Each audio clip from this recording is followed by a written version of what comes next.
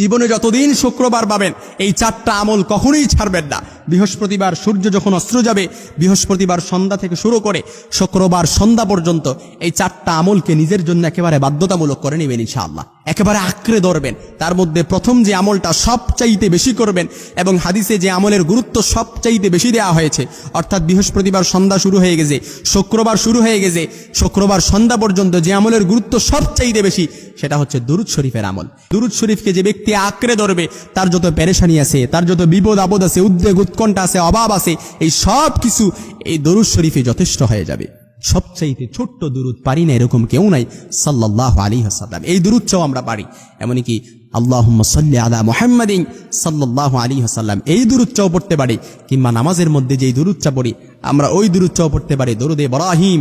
আল্লাহুম্মা সাল্লি আলা মুহাম্মাদ ওয়া আলা আলি মুহাম্মাদ কামা সাল্লাইতা আলা ইব্রাহিম ওয়া আলা আলি ইব্রাহিম ইন্নাকা হামিদুম মাজিদ।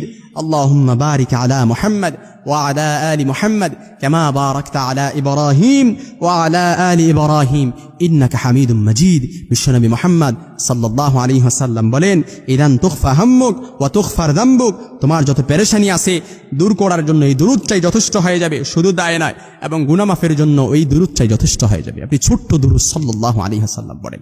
শুধু তাই নয়, মুহাম্মদ সাল্লাল্লাহু আলাইহি সাল্লাম আরো বলেন, যে ব্যক্তি একবার রাসূলের প্রতি দরুদ পড়বে, মান সাল্লা আলাইয়া মাররাতান সাল্লাল্লাহু আলাইহি আশারা, একবার দরুদ পড়ছেন, সবচাইতে কঠিনতর বিপদ, এমন বিপদে পড়ে আছেন, ওই বিপদের মধ্যে আল্লাহ তাআলা আপনার প্রতি রহমত বর্ষণ করবে।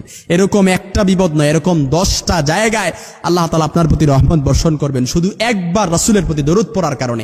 এরকম 10টি কঠিন বিপদে আপনার প্রতি রহমত বর্ষণ করবেন। সুবহানাল্লাহ বিহামদি। এজন্য রাসূলের প্রতি একবার দরুদ পড়েন, 10টি কঠিন বিপদে আল্লাহ তাআলা 10 বার রহমত বর্ষণ করবেন।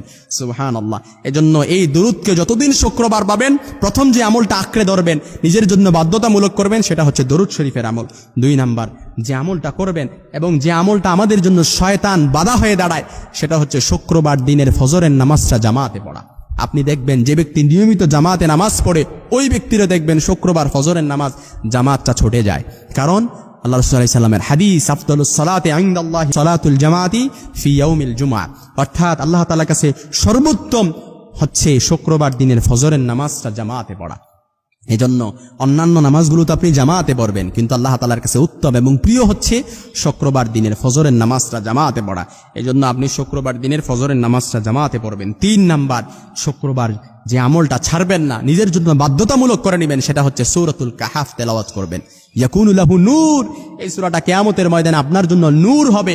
এই নূর দিয়ে আপনি কিয়ামতের ময়দানে পুলসিরাতের পুল অনায়াসে পার হয়ে যাবেন, হাসতে হাসতে পার হয়ে যাবেন। সুবহানাল্লাহি ওয়া বিহামদি, বিজলি চমকানোর মতো আপনি পার হয়ে যাবেন, আপনি টেরও পাবেন না। এমনই কি যে ব্যক্তি শুক্রবার দিনে সূরাতুল কাহাফ তেলাওয়াত করবে, আল্লাহ তাআলা তাকে দাজ্জালের ফিতনা থেকে তাকে হেফাজত করবে। এজন্য আমরা শুক্রবার দিন কখনো সূরাতুল কাহাফ তেলাওয়াত করা মিস করব না। 4 নাম্বার, সর্বশেষ যে আমলটা আমরা অবশ্যই করব, সবচেয়ে গুরুত্বপূর্ণ 4টি আমল কখনোই ছাড়বো না। অর্থাৎ শুক্রবার দিনের 15টি আমল আমি একবার বলেছিলাম আপনাদেরকে, এই 15টি আমলের মধ্যে 4টি আমল আমরা অবশ্যই করব। সেটা হচ্ছে সর্বশেষ যে আমলটা, সেটা হচ্ছে মসজিদে আগে আগে যাবেন।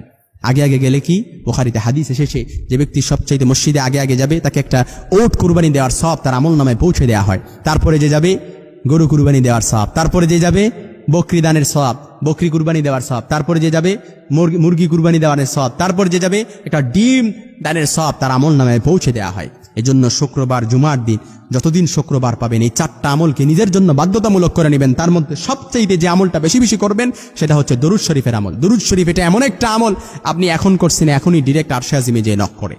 এই আমলটা এমন একটা আমল, আপনার যত উদ্বেগ উৎকণ্ঠা পেরেশানি আছে, মামলা মোকদ্দমায় জড়িয়ে আছেন, সব কিছুর জন্য এই দরুদটাই যথেষ্ট হয়ে যায়। আল্লাহ তাআলা আমাদের সকলকে এই 4টা আমল যথাযথভাবে পালন করার তৌফিক দান।